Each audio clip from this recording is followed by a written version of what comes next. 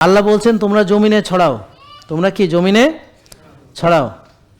তাহলে রিজিক অন্বেষণ করতে বলছে নাকি যা পাও তাই খেতে বলছে?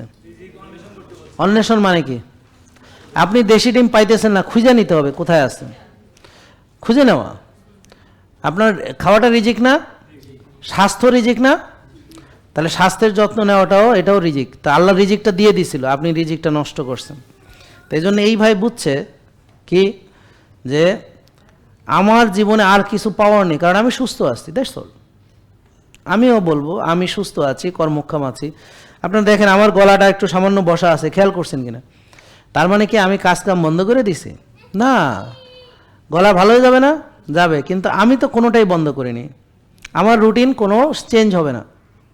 আমার লাইভ চলবে, এরপর আবার লাইভ হবে, ব্যাডমিন্টন খেলা হবে, চলবে, নামাজ চলবে, তারাবি চলবে, হ্যাঁ, রাতে উঠে তাহাজ্জুদ পড়া চলবে, কোনোটাই মানে কোনো কিছুই বাদ যাবে না। আর শরীর তো ভালো হয়ে যাবেই, শরীর তো ভালো হয়ে যাবেই, নাকি নাকি বোঝেন নাই কথা?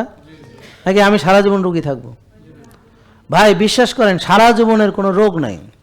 আপনাদেরকে ডাক্তাররা পোষে বলে আপনি সারা জীবন ডায়াবেটিসের ওষুধ খান, প্রেশার ওষুধ খান, এরকম কোনো রোগ নাই যেটা সারা জীবন থাকবে। শুধু দুইটা জিনিস আছে, আল্লাহ বলছেন যে মৃত্যু এবং বার্ধক্য, যার কোনো ওষুধ নাই।